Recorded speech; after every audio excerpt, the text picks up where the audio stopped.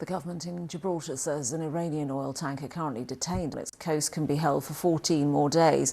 The tanker was seized in an operation by British Commandos on Monday after intelligence reports suggested it was carrying oil to Syria in violation of European Union sanctions. Saeed Mahmoudi is Professor of International Law at Stockholm University. He served as a diplomat at the Iranian Embassy in Stockholm and the Iranian Ministry for Foreign Affairs. He joins us now on the programme. What do you make, or what do you think the Iranians will make of this detaining of the tanker? Well, may I start by saying that I served for the Iranian government before the revolution, not after. Well, I think that it is a very serious thing which has happened for Iran. Iran looks at it as a sort of provocation. They have considered it as an act of piracy, and they are also very, very surprised, legally speaking. They are very surprised because of the way it has been explained, because the main reason for it from the United Kingdom is the sanction from the European Union. And of course, this is considered as an unviable argument because European Union does not have the legal capacity to put sanctions on third countries normally, or they should only put sanctions or decide about their own members and companies in Europe. So that is not really an acceptable argument. I'm not quite clear what you're saying there. Obviously, it is down to the member states to enforce sanctions, and this is why Britain has acted in this way. So what are you saying that is not legitimate? Because obviously the tanker was being monitored. It was taking a rather peculiar route, and the UK would say that it had reason to suspect that it was heading for Syria.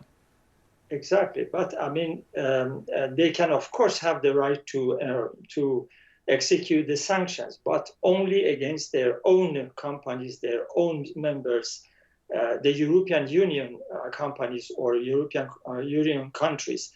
European Union is not Security Council. They cannot adopt sanctions for the whole world. Right. And, so what would Iran say about the path that this particular tanker was taking and what it was doing there? Because it does seem a little bit peculiar. Well, actually, as I said, they don't buy this legal argument. And in my view, it's very correct, their assessment. What they think is that this is a sort of cooperation or coordination with the United States. And the reason for that is also the statement by the foreign minister of Spain, who declared yesterday that the United States had informed them of these actions. And it was them who had requested United Kingdom to take measures. So Iran sees it as a sort of action in coordination with the United States. That is politically motivated.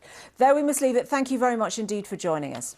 And we will, of course, keep you up to date with the developments there. Meanwhile, Iran demanding the immediate release of an Iranian oil tanker after one of America's closest allies, the UK, seized it. Now, British police say that the ship was headed to Syria in violation of sanctions. A spokesman for the Iranian Foreign Ministry says this could cause an increase in tensions in the area. This as Iran has set Sunday as the deadline to start moving its uranium closer to weapons-grade levels. Let's bring in Michael Singh. He is a former senior director for Middle East Affairs at the National Security Council and currently managing director at the Washington Institute, a think tank focused on Middle East policy. First of all, the reason, in fact, that Britain had to seize this ship is because they were trying to send oil over to Assad, which is something that he's been trying to do for years to support the Syrian regime, which is obviously against the rules. So now Iran is trying to play dirty, saying, look, I'm going to push even further, and we're going to go ahead and enrich as much uranium, weapon-grade uranium as we want if you don't loosen sanctions by Sunday. Isn't this only going to tighten sanctions? Well, Julie, I think that you have sort of two different things going on here, but I think you're right, that they're ultimately going to influence one another. Iran is trying to get oil to the Assad regime in Syria, which it does support. And frankly, Iran has been just about the only source of oil remaining for the Assad regime, and that's caused a lot of pressure there in Syria. But second, Iran is obviously under very severe sanctions pressure from the United States. because of the Trump administration's withdrawal from the nuclear deal and decision to go back to sanctions. And so Iran has used the leverage that basically it has available, and that's the sort of attacks on tankers, the attack on the U.S. drone, and the escalation in its nuclear activities in an effort to sort of push the United States back, get the Trump administration to relent on sanctions.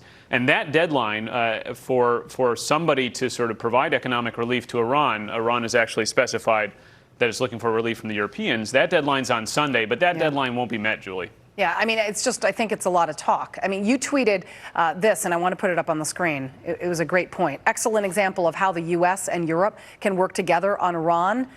Disagreement over the JCPOA should not stop Europe from fully enforcing its sanctions on Syria and otherwise responding to Iran's actions in the region.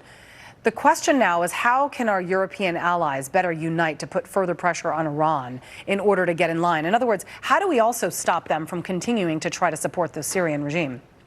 Well, that's right, Julie. I mean, so when it comes down to it, there's a sort of narrative out there that the U.S. and Europe are at odds on Iran. The reality is that, for the most part, we agree with our European partners on Iran. We're all concerned about their activities in Syria, in Lebanon, in Iraq, and in Yemen. We're concerned about Iran's missile proliferation.